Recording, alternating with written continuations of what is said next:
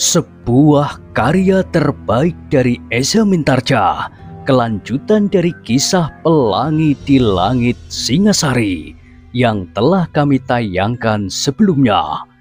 Kisah kolosal bernuansa sejarah dan fiksi di kehidupan tanah Jawa dengan judul Bara di Atas Singgasana. Pada kesempatan yang sangat baik ini, kita masuk pada bagian yang pertama dengan episode Putra Mahkota. Sahabat Permata TV yang tercinta, saat ini kita sampai pada seri yang ke-68. Selamat menikmati.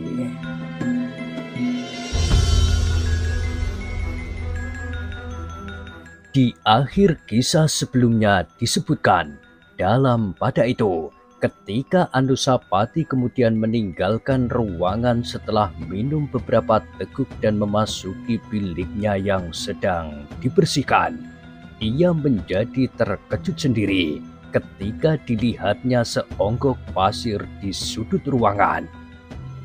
Dengan dada yang berdebar-debar, ia mencoba untuk tidak menghiraukannya, seolah-olah hal itu sama sekali bukannya hal yang tidak wajar terjadi di dalam bilik sebuah bangsal putra mahkota. Tetapi mbaknya lah yang kemudian berkata, "Tuanku, bilik ini terlampau kotor oleh pasir yang berserakan. Mungkin aku lupa mencuci kakiku semalam. Aku langsung pergi ke dalam bilik ini setelah aku berjalan semalaman. Pasir yang melekat di kakiku agaknya terlampau banyak karena kakiku agak basah." Pasir di halaman adalah pasir yang putih, tuanku. Tetapi pasir ini adalah pasir yang hitam, pasir di tepian sungai. Anusapati terperanjat, tetapi mbaknya segera menyambung. "Jangan gelisah, hamba tidak akan mempersoalkannya dengan siapapun. Dan bukankah hamba pernah membantu tuanku memanasi sebakul pasir? Meskipun tuanku sudah dewasa, agaknya tuanku masih senang bermain-main dengan pasir, dimanapun dan kapanpun juga."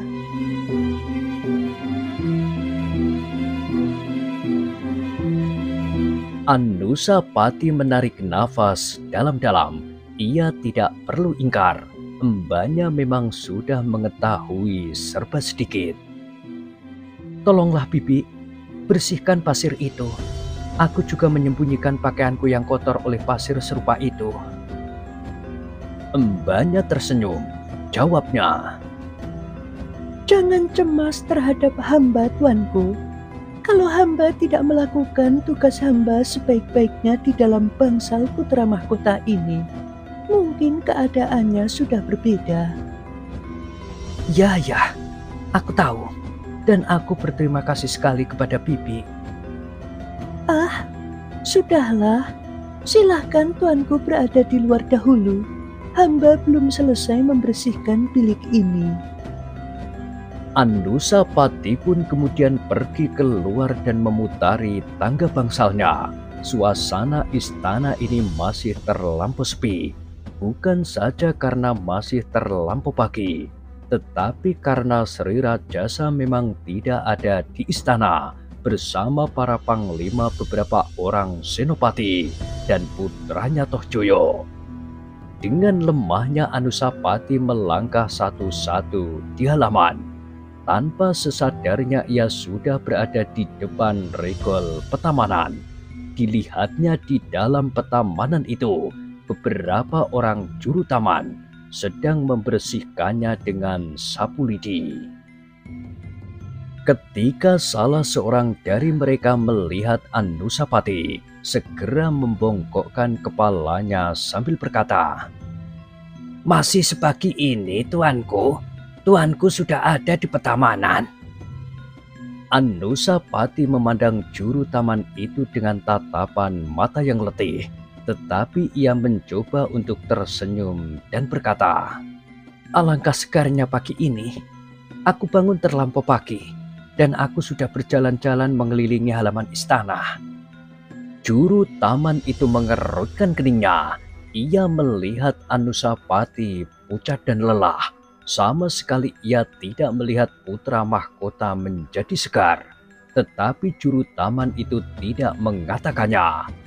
Anusapati sendiri tidak begitu menyadari keadaannya. Ia tidak melihat wajahnya sendiri.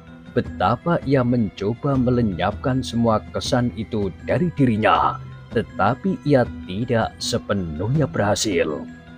Ia menarik nafas dalam-dalam ketika ia melihat Sumekar ada di petamanan itu juga. Ia hampir tidak sabar lagi untuk mendengar ceritanya tentang orang yang bernama Witantra itu.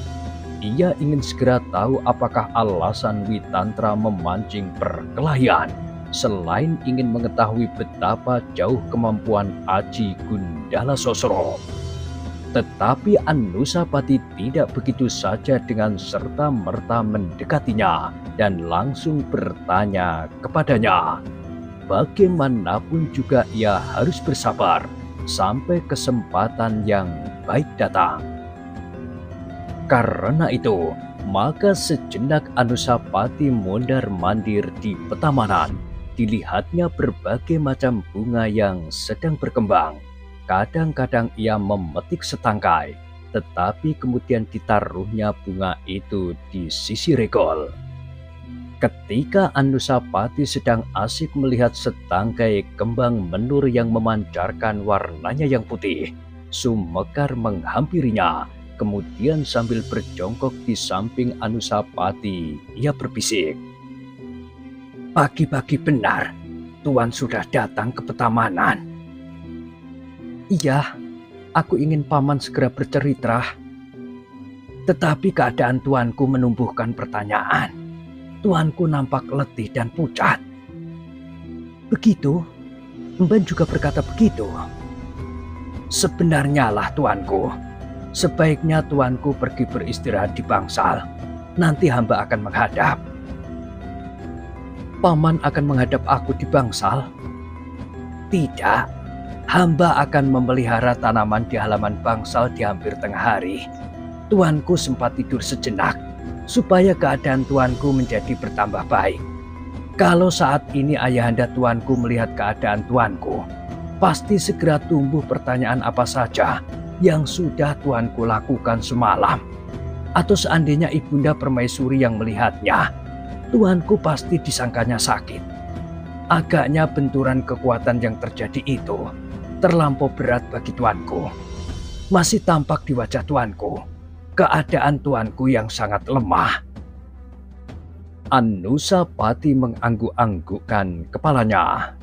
Jawabnya, baiklah paman, sebenarnya aku ingin segera tahu siapakah sebenarnya paman Witantra itu. Tetapi tuanku harus menjaga agar tuanku tidak menumbuhkan pertanyaan di kalangan istana. Mungkin para prajurit atau siapapun yang melihat keadaan tuanku.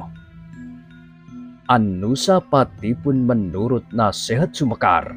Sejenak kemudian, ia pun segera meninggalkan taman itu dan kembali ke bangsalnya. Ketika ia memasuki bangsalnya, dilihatnya embanya masih membenahi biliknya.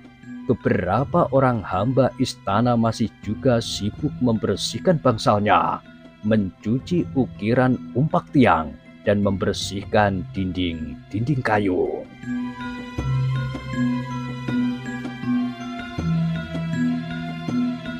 Dari mana tuanku sepagi ini? Bertanya embanya. Dari taman, Bibi. Aku mencoba untuk membuat diriku menjadi segar.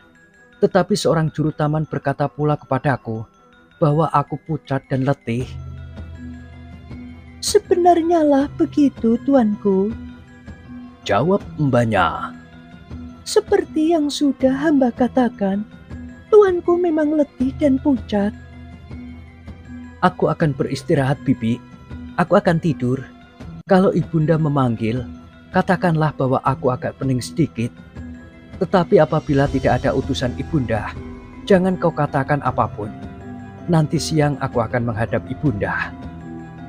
Memenuhi nasihat Sumekar, Anusapati pun kemudian terbaring di pembaringannya. Ia dapat tidur dengan tenang karena ayahanda Sri Rajasa dan Adinda Tohjoyo tidak ada di istana itu, sehingga ia merasa tidak terganggu karenanya. Hampir tengah hari Anusapati baru terbangun. Kini ia benar-benar merasa tubuhnya menjadi segar. Kekuatannya sudah pulih kembali, meskipun ia menjadi agak pening. Ternyata benturan kekuatannya dengan kekuatan Witantra telah mengguncangkan sendi-sendinya. Apakah Paman Sumekar sudah berada di halaman? Anusapati bertanya kepada diri sendiri. Karena itu, Anusapati pun segera bangkit. Setelah membenahi diri, ia pun segera keluar dari biliknya. Ternyata bangsal itu sudah menjadi sepi. Hamba istana yang membersihkannya sudah tidak ada lagi. Bahkan mbaknya pun sudah pergi pula. Namun di depan bangsal itu, Anusapati melihat seorang juru taman yang sedang asik membersihkan pohon bunga-bungaan. "Paman Sumekar?" Anusapati berdesis. Sumekar berpaling.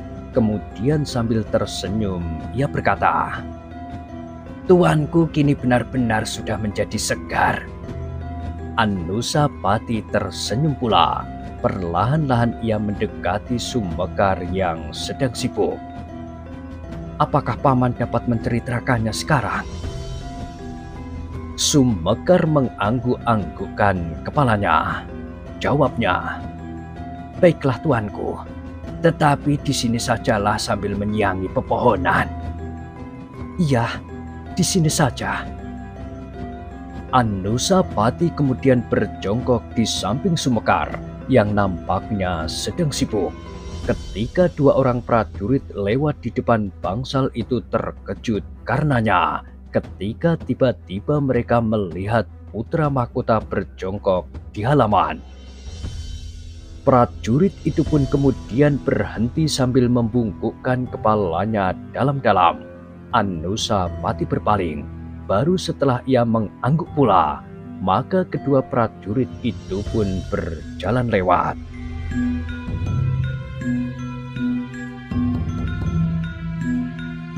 "Apa kerja putra mahkota itu?" bertanya salah seorang dari kedua prajurit itu. "Mungkin ia memang tidak mempunyai pekerjaan lagi daripada mengurus masalah-masalah yang sama sekali tidak penting," jawab yang lain. "Itu tidak sesuai dengan kedudukannya. Memang agaknya putra mahkota tidak mempunyai cukup wibawa. Adalah tidak pantas ia berjongkok bersama seorang juru taman di halaman." Kawannya mengangguk-anggukkan kepalanya. "Ia telah merendahkan dirinya sendiri. Adalah salahnya sendiri kalau hambanya tidak menghormatinya kelak. Apabila ia benar-benar menggantikan Sri Rajasa, apabila sampai waktunya." Kawannya masih mengangguk-anggukkan kepalanya. "Kau hanya mengangguk-angguk saja. Apakah tanggapanmu tentang hal ini?" "Aku mempunyai pendirian yang lain," jawab kawannya. "Aku memandangnya dari sudut yang berbeda." "Apa menurut katamu?" "Tuanku putra mahkota sama sekali tidak merendahkan dirinya, tetapi ia memang seorang yang rendah hati." "Omong kosong. Kau lihat adiknya, Tuanku Tohjoyo. Ia adalah gambaran seorang putra maharaja yang besar seperti Sri Rajasa." Kawannya tidak menjawab. "Banyak yang bercerita tentang putra mahkota. Apakah kau belum pernah mendengar tentang dirinya?" "Iya, bukankah umurku lebih banyak dari umurmu? Ketika kau lahir, aku sudah dapat mengejar burung gelatik muda. Nah, apakah kau tahu siapakah sebenarnya Anusapati itu? Hus, kau merendahkannya. Ia adalah putra mahkota. Aku melihat perbedaan yang besar dari Aku Tunggul Ametung dan Sri Rajasa sekarang. Kau mengenal Aku Tunggul Ametung? Berapa umurmu ketika Aku terbunuh? Kawannya itu tidak menyahut.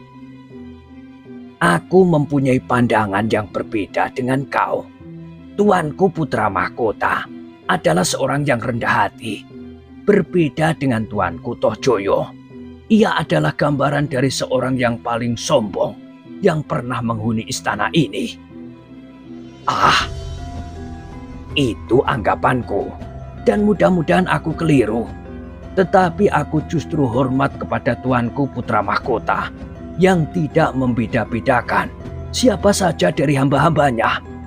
Ia mau duduk di sisi seorang juru taman, di sisi embahnya, dan bahkan kadang-kadang di gardu peronda.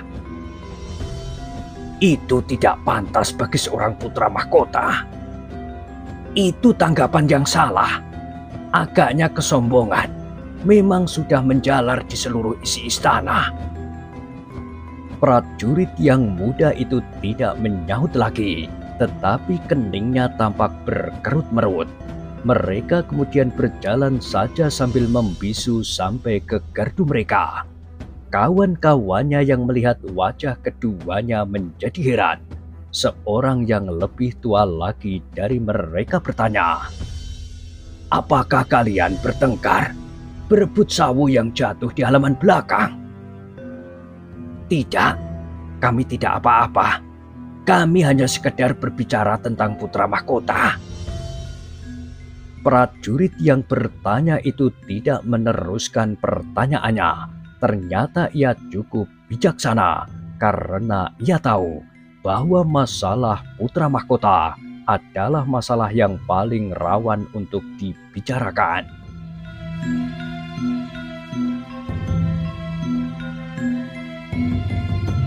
Dalam pada itu, Anusapati masih tetap berjongkok di samping Sumbekar yang sedang menyiyangi pepohonan.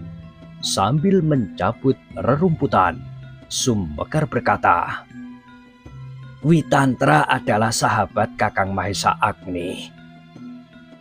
Anusapati mengangguk-anggukkan kepalanya, namun kemudian ia bertanya, "Tetapi kenapa ia memancing perkelahian, kemudian bahkan melawan Aji Gundala Sosro dengan kekuatan ajinya pula?" Itulah yang menarik. Ia tidak sempat mengatakan alasan itu kepada hamba, tetapi menilik sikap dan pembicaraan hamba dengan Ki Witantra sebelumnya. Maka hamba menduga bahwa Ki Witantra sekedar ingin tahu sampai di mana kemampuan tuanku. "Iya, itu aku sudah menduga. Tetapi apakah maksudnya? Baik atau sebaliknya?" "Aku kira maksudnya baik. Ia sependapat dengan Kakang Mahesa Agni. Bahkan tuanku kelak harus menjadi seorang raja yang besar. Kalau mungkin, melampaui kebesaran ayahanda Sri Rajasa."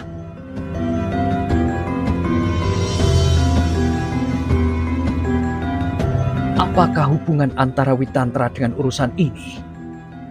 Ki Witantra ingin melihat Singasari yang besar. Ia adalah seorang yang pernah mengalami hidup di dalam istana ini. Di istana ini? Ia adalah bekas panglima pasukan pengawal. Oh, Anusapati mengerutkan keningnya. Maka katanya, "Aku ingat. Witantra, panglima pengawal istana. Maksudnya, pada zaman Aku Tunggul Ametung memerintah Tumapel yang kecil, yang masih termasuk salah satu wilayah Kediri." "Hamba tuanku." "Apakah ia saudara seperguruan orang yang bernama Kebu Ijo, juga dari pasukan pengawal?"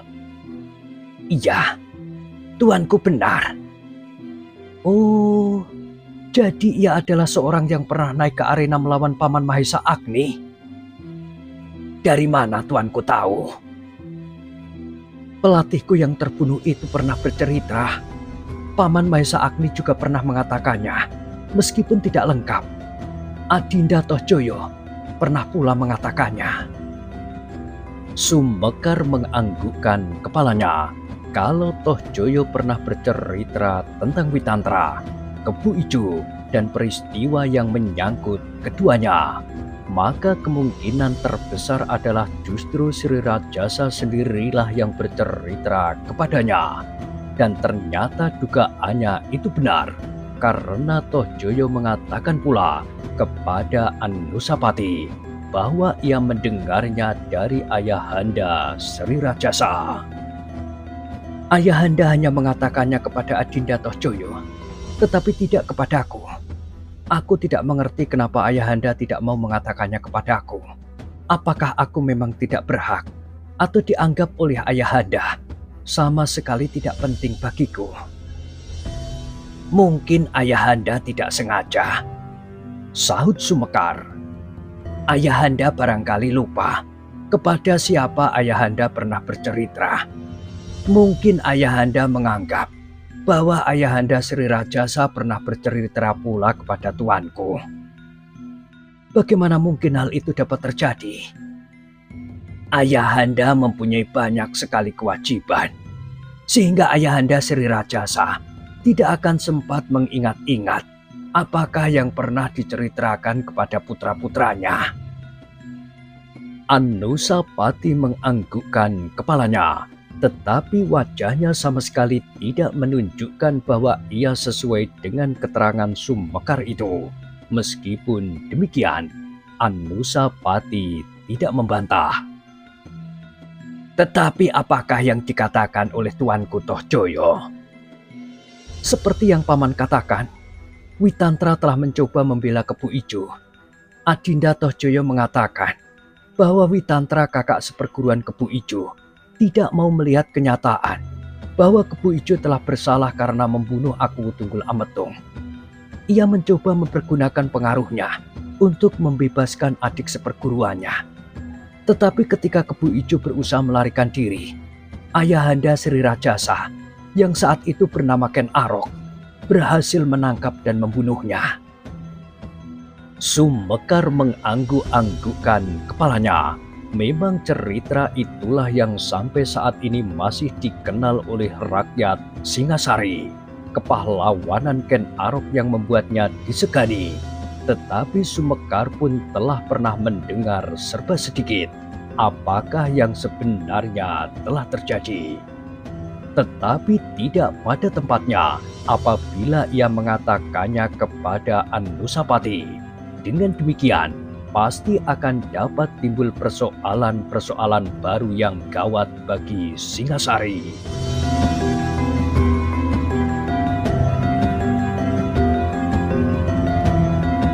Kenapa paman diam saja? Bukankah memang demikian yang telah terjadi? Sumekar mengangguk-anggukkan kepalanya. Ya tuanku, demikianlah yang hamba ketahui. Dan sekarang, Paman Witantra telah muncul kembali. Apakah maksudnya yang sebenarnya? Aku tidak mengerti. Di manakah sebenarnya ia berdiri? Sebagai seorang pengawal setia dari Akuwu, ia pasti tidak akan memaafkan kesalahan siapapun yang telah membunuhnya, meskipun ia adalah adik seperguruannya. Tetapi ternyata ia tidak berbuat demikian. Ia sama sekali tidak menunjukkan kesetiaannya kepada Aku Tunggul Ametung.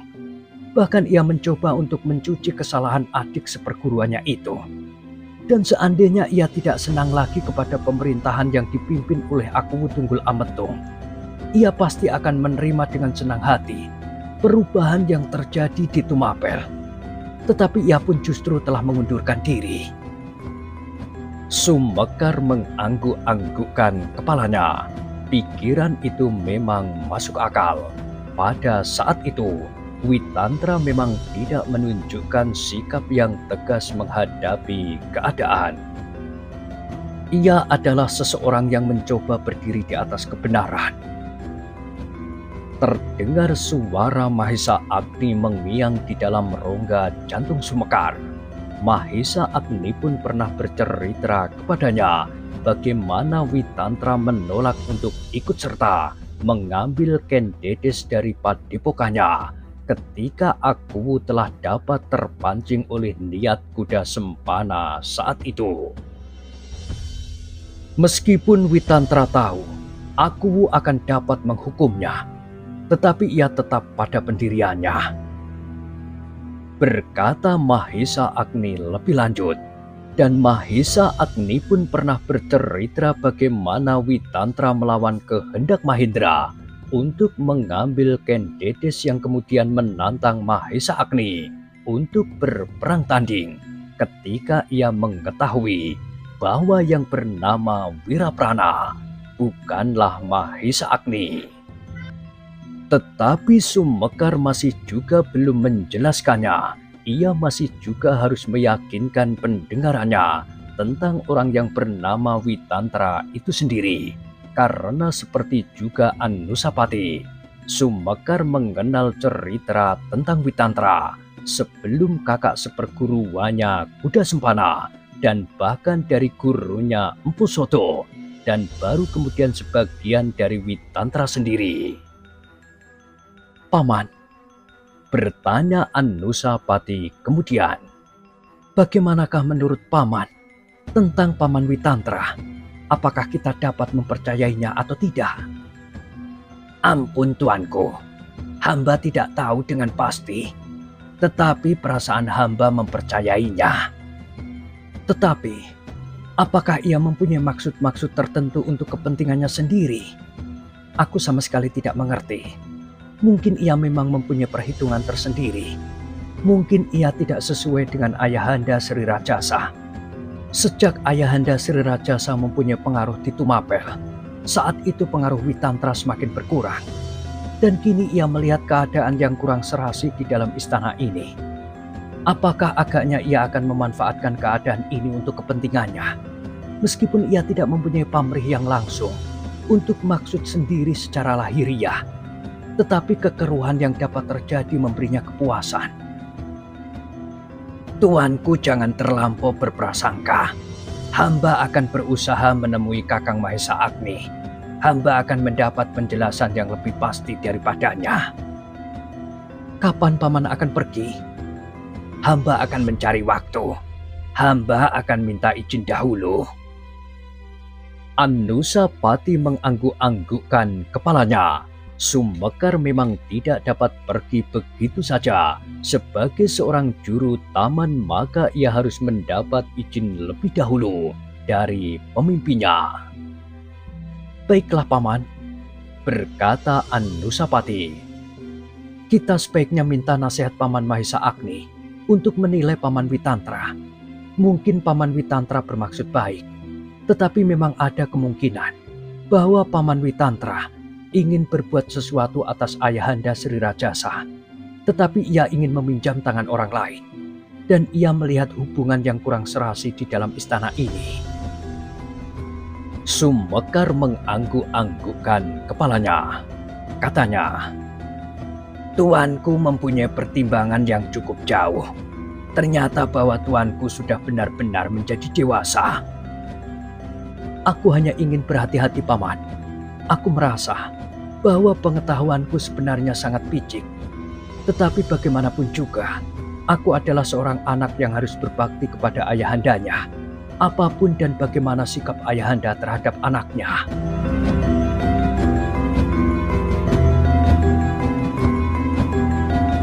Pendirian tuanku memang terpuji. Itu adalah sikap seorang satria, apalagi seorang putra mahkota. Karena itu, kalau Paman Sumekar mendapat kesempatan, alangkah baiknya kalau Paman dapat menemui Paman Mahesa Agni. Sudah tentu, Paman tidak boleh menarik perhatian. Ya, hamba akan minta izin untuk menengok kampung halaman selama sepekan. Tetapi kalau ada seseorang yang mengetahui Paman menemui Paman Mahesa Agni di Kediri, kemudian disampaikannya kepada Ayahanda Sri Rajasa, maka persoalannya akan menjadi berkepanjangan. Iya, hamba mengerti. Anusapati pun mengangguk-anggukkan kepalanya. Kemudian ia pun berdiri dan berjalan menjauhi Sumekar, melihat pepohonan yang lain di halaman bangsalnya. Sudahlah tuanku, berkata Sumekar kemudian. Hamba akan kembali ke Petamanan. Ya, kembalilah, supaya kawan-kawan paman tidak menunggu. Apabila sampai waktunya, hamba akan mengatakannya kepada tuanku. Anusapati mengangguk-anggukkan kepalanya, tetapi ia tidak menyahut. Dipandanginya saja Sumekar yang kemudian meninggalkan halaman. Sekali-sekali Sumekar masih juga berhenti berjongkok mencabut beberapa rumput liar yang tumbuh di dekat batang-batang bunga-bungaan.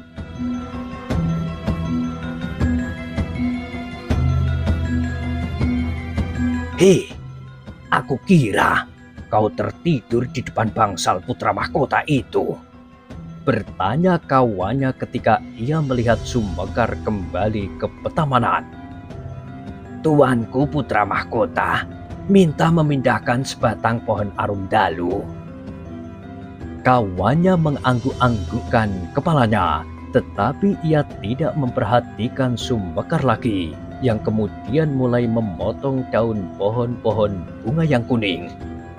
Di hari berikutnya, maka istana Singasari itu nampaknya telah mulai terbangun kembali, karena Sri Rajasa bersama rombongannya telah kembali.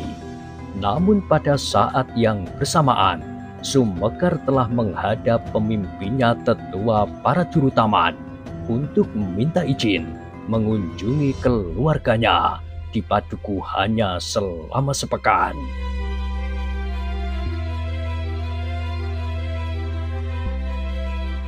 Nah, bagaimanakah kisah selanjutnya?